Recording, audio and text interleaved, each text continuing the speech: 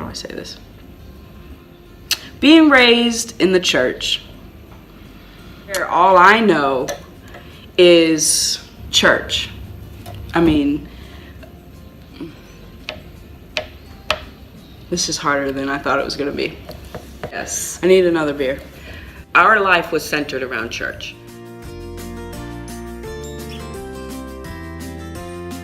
As the children were getting older, learning who they were and,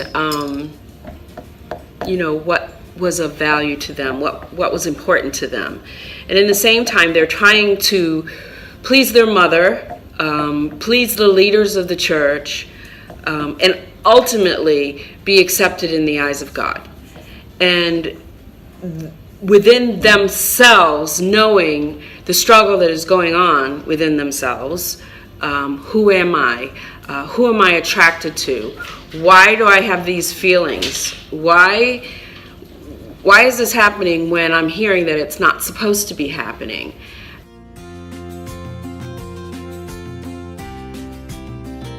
All these things are going on, and then you ask your mom, I'm the mom, Mom, why is this happening?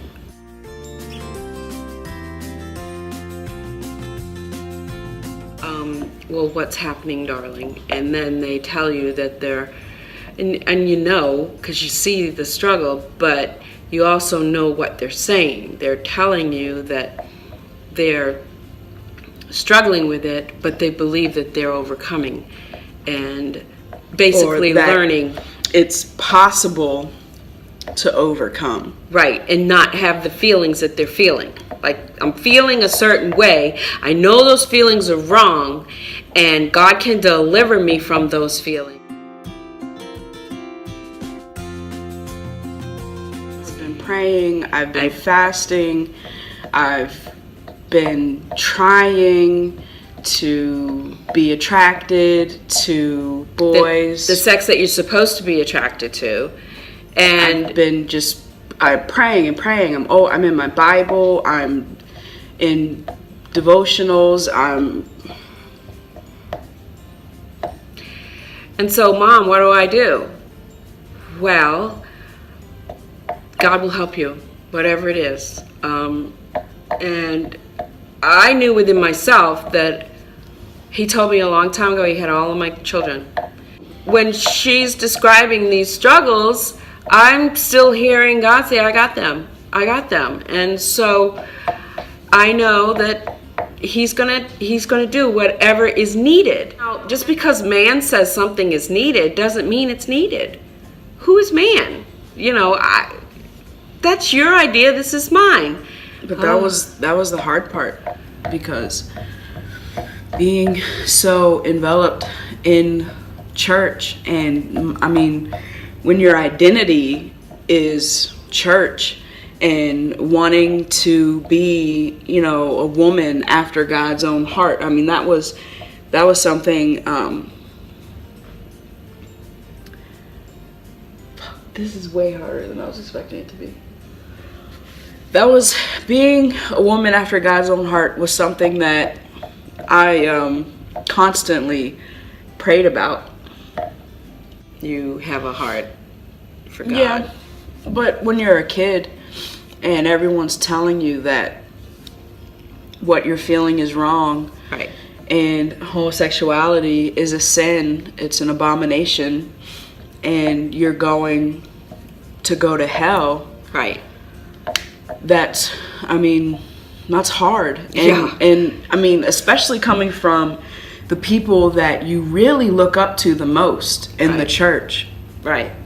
Where for me, growing up in the church, all I knew was, you have a pastor, you have your leaders, you have the people that guide you on your path, they teach you, how to be a believer, how to be a disciple for God. Mm-hmm. And then they turn around and they tell you the way you feel is wrong, and you're sinning. you're not doing what you're supposed to be doing, It's very hard.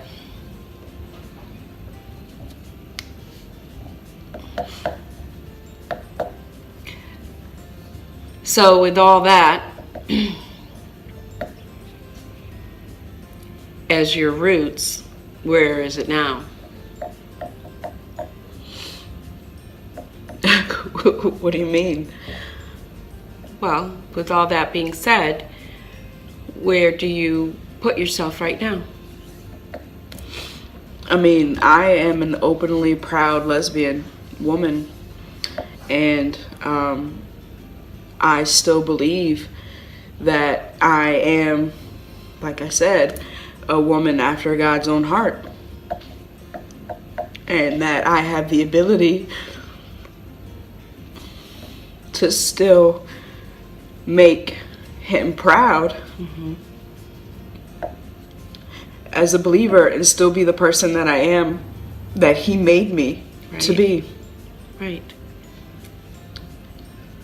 Which is what we believed back then. Yeah, except we prayed that I would be delivered from it, from homosexuality, Right.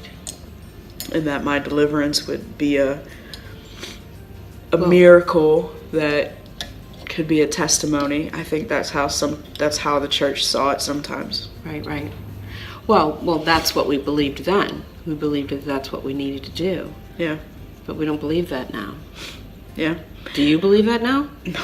No. Right. I think it actually could be a story of triumph and everything that I went through emotionally and mentally, just within myself, just keeping to myself. I mean, it was really an inward battle that I struggled with for years. I remember talking behind, not Blue Betty, but the car that took Blue Betty's place. Talking behind the blue car that I delivered to Maryland, that's in the picture of the shack. Yeah. I remember talking behind that car, and I just knew that if you needed to be delivered, God would deliver you.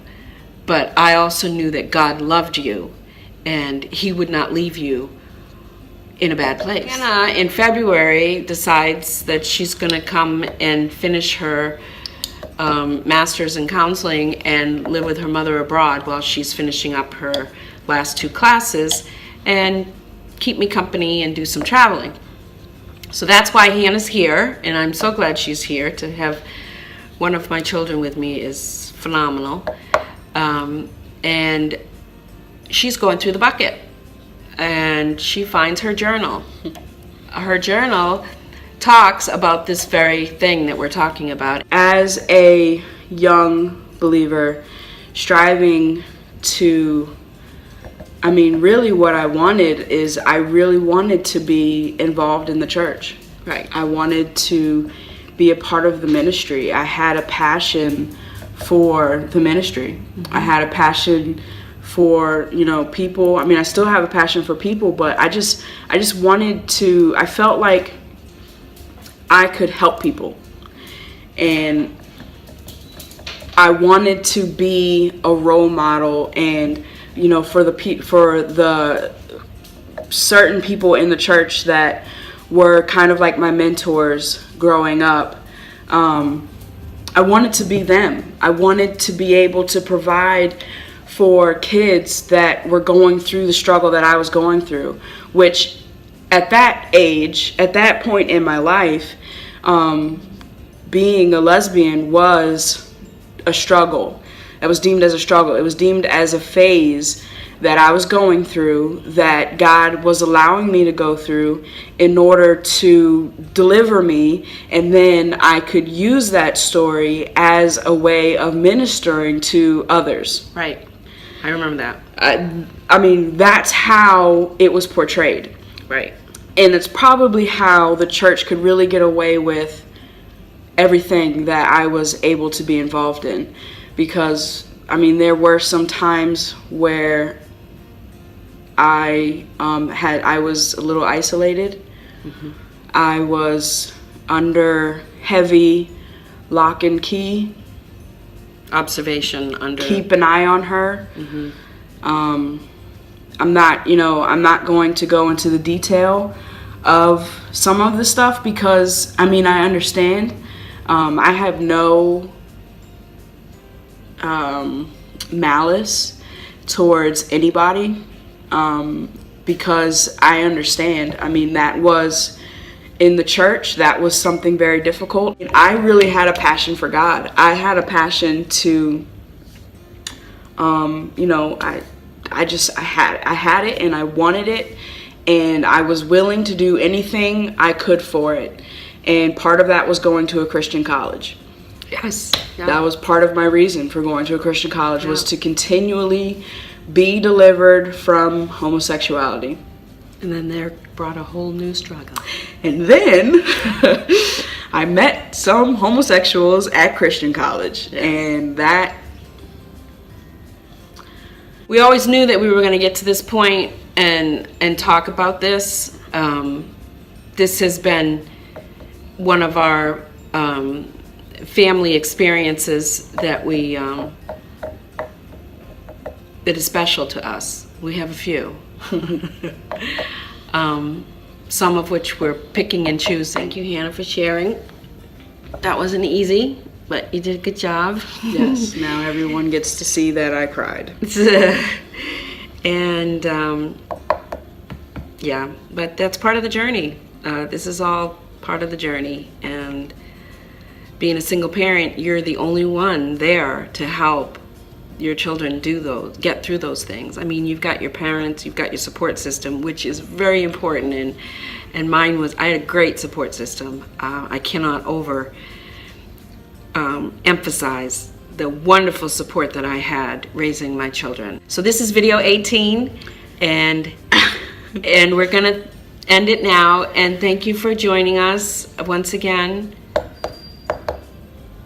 Hit subscribe. And don't forget to hit like. Yeah. Sorry, I'm still out of it. Big thumbs up. Show some love for this video. Subscribe below. You'll get notifications every time a new video is posted. Leave us a comment, some encouragement for Mom to keep going and sharing her journey. Show us some love, and we'll see you guys next time. See you next time. Bye.